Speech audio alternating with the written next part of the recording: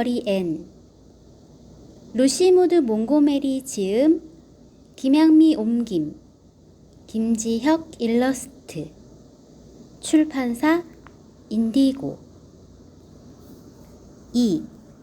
매슈 커스버트가 놀라다. 마침내 매슈가 용기를 내어 아이가 오랫동안 입을 다물고 있는 유일한 이유라고 생각하는 말을 던졌다.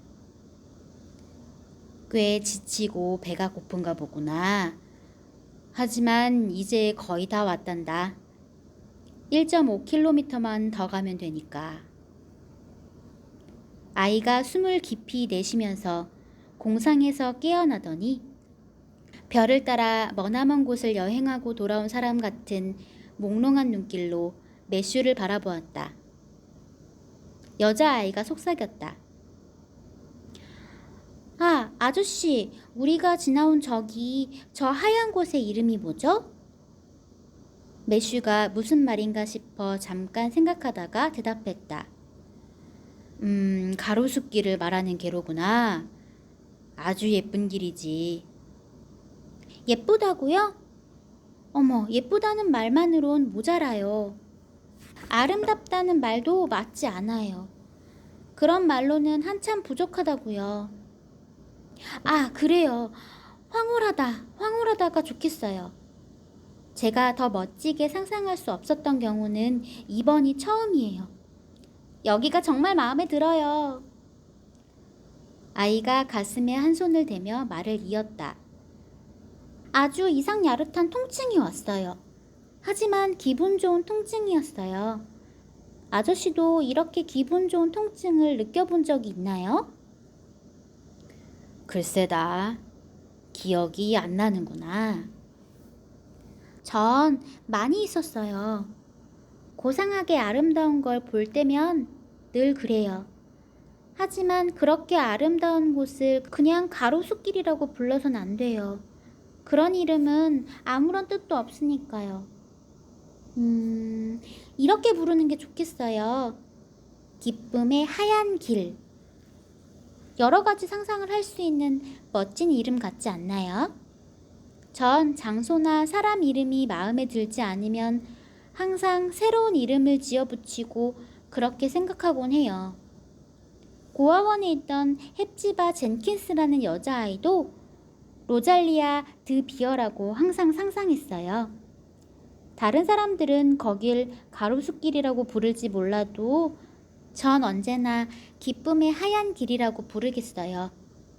정말 1.5km만 더 가면 집에 도착하나요? 전 기쁘면서도 섭섭해요. 오는 길이 너무 즐거웠거든요. 전 즐거운 일이 끝날 때면 늘 섭섭해요. 나중에 더 즐거운 일이 생길지도 모르지만 아무도 장담할 순 없으니까요. 게다가 즐거운 일이 계속되는 일은 잘 없잖아요? 어쨌든 지금까지 전 그랬어요. 하지만 집에 도착한다고 생각하면 기뻐요. 아시겠지만 전 한 번도 진짜 가정에서 살아본 적이 없거든요. 진짜 집으로 간다고 생각하니 다시 기분 좋은 통증이 밀려와요. 어머, 너무 아름다워요. 마차는 언덕마루를 넘어 달렸다. 길고 구불구불해서 마치 강처럼 보이는 연못이 눈 아래로 펼쳐졌다. 연못 중간에 다리가 하나 걸려 있고 다리께에서부터 연못 저 끝까지 누런 모래 언덕 지대가 이어져 그 너머 짙푸른 만으로부터 들어오는 바닷물을 막고 있었다.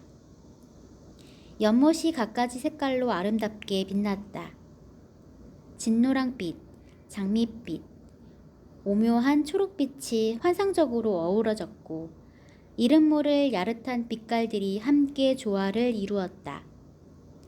다리 위쪽 연못가에는 전나무와 단풍나무가 둘러서 있어 못 위에 어rum거리며 그림자를 드리웠다. 여기저기 서 있는 야생 자두나무는 마치 발꿈치를 들고 제 모습을 비춰보는 하얀 옷의 여자아이처럼 독에서 몸을 내밀고 있었다. 연못 어귀 늪에서는 개구리들의 애처롭고 정겨운 합창소리가 선명하게 들려왔다. 비탈길 너머로 하얀 꽃이 만발한 사과밭 주변에 조그만 회색 집 한 채가 눈에 들어왔다. 날이 완전히 저물지 않았는데도 어느 창에선가 불빛이 환하게 새어나왔다.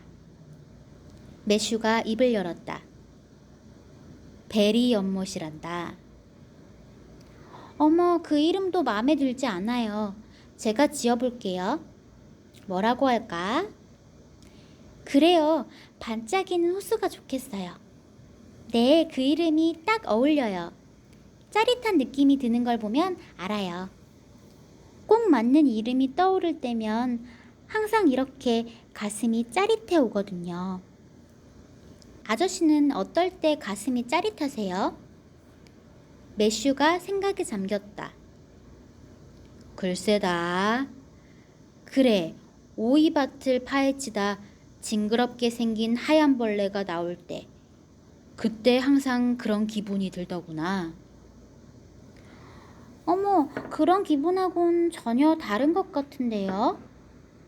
아저씨는 같다고 생각하세요?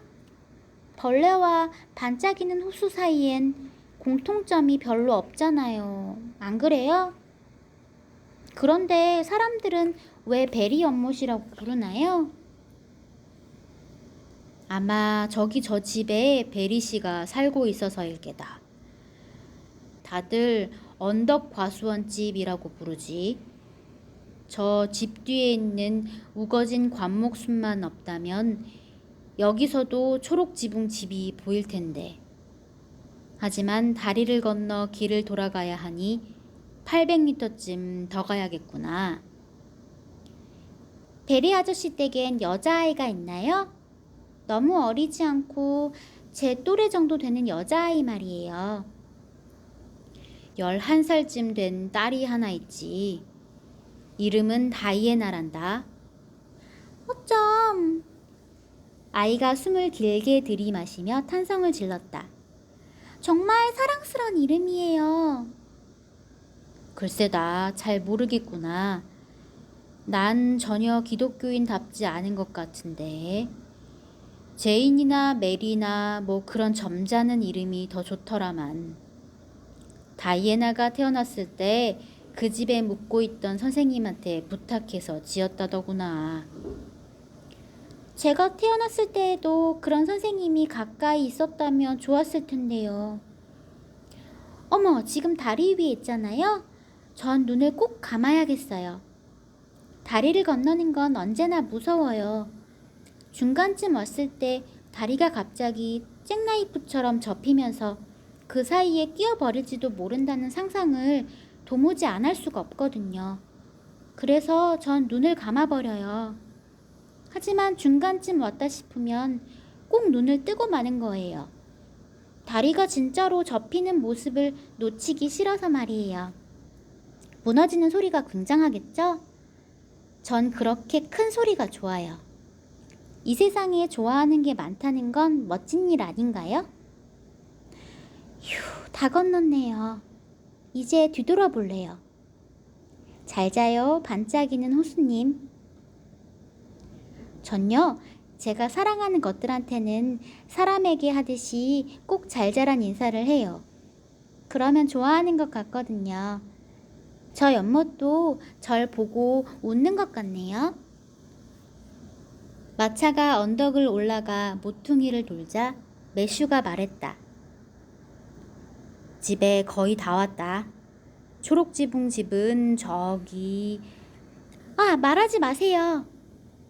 아이는 약간 치켜든 매슈의 팔을 붙잡고 가리키는 곳을 보지 않으려는 듯 눈을 질끈 감으며 숨가쁘게 말을 가로막았다. 제가 맞춰볼게요. 맞힐 자신 있어요. 아이는 눈을 뜨고 주위를 둘러보았다. 마차는 언덕마루에 멈춰서 있었다.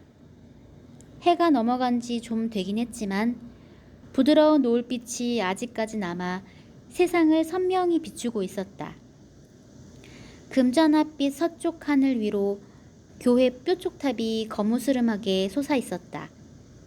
아래에는 작은 골짜기가 있고 그 너머 길고 완만한 비탈길 주변으로는 아담한 농장들이 드문드문 보였다. 아이는 생각에 잠긴 채 여기저기 바쁘게 시선을 던졌다. 마침내 아이의 눈길이 멀리 왼쪽 편으로 길에서 한참 물러난 곳에 가 멈췄다. 주변을 둘러싼 어스름한 숲 사이로 하얗게 핀 꽃나무들이 아련히 보였다. 맑디 맑은 남서쪽 하늘 위에 수정같이 아름다운 하얀 별이 길잡이처럼 약속의 등불인 듯 밝게 빛나고 있었다. 저기예요. 그렇죠? 아이가 손가락으로 가리키며 말했다. 매슈가 기쁜 듯이 밤색말의 등을 고삐로 찰싹 쳤다. 잘 맞췄다. 스펜서 부인이 말해줬나 보구나. 아니에요. 정말 가르쳐주지 않았어요. 아주머니는 어느 집에나 다 들어맞는 얘기밖에 안 하셨어요. 어떤 곳인지 도무지 짐작도 안 됐다고요. 하지만 저 집을 보는 순간 우리 집이라는 생각이 들었어요. 정말 꿈만 같아요. 제 팔꿈치는 지금 시퍼렇게 멍이 들었을 거예요. 오늘 몇 번이나 꼬집었는지 모르거든요. 끔찍한 기분이 잠깐씩 들 때마다 모든 게 꿈이면 어쩌나 겁이 났어요. 그래서 진짠가 아닌가 보려고 꼬집었던 거죠. 그러다 문득 이게 꿈이라면 될 수 있는 대로 오래 꾸어야겠다는 생각이 드는 거예요. 그래서 더 이상 꼬집지 않았어요. 하지만 꿈이 아니었네요. 이렇게 집에까지 다 왔잖아요. 그러고는 기쁨에 겨운 듯 숨을 내쉬고는 다시 침묵에 빠져들었다. 매슈는 불안했다. 이 집 없는 아이에게 그토록 바라던 집이 결국 내 집이 아니라는 말을 해야 하는 사람이 자신이 아니라 마릴라라는 사실이 다행스러웠다. 마차가 린드 골짜기를 지나갔다. 이미 땅거미가 내려앉긴 했어도 린드 부인이 밖이 잘 내다보이는 창에서 그 모습을 보지 못할 정도는 아니었다.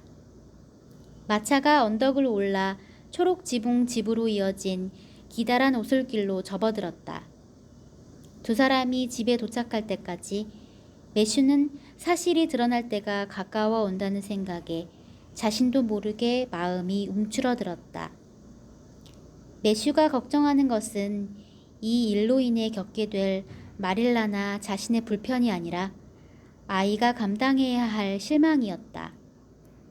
아이의 눈에서 기뻐하는 빛이 사라질 생각을 하니 꼭 무언가를 죽이는 일에 동참하듯 마음이 언짢았다. 마치 양이나 송아지나 죄 없는 작은 생명을 죽여야 할 때와 같은 기분이었다. 두 사람이 뜰에 들어섰을 때 주인은 깜깜했고 포플러 잎들이 가볍게 살랑대는 소리를 냈다.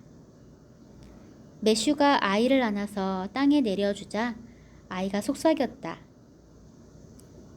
나뭇잎들이 잠꼬대하는 소리를 들어보세요. 멋진 꿈을 꾸고 있는 게 분명해요. 그런 다음 여자아이는 자신의 전 재산이 든 여행 가방을 꼭 쥐고 매슈를 따라 집 안으로 들어갔다.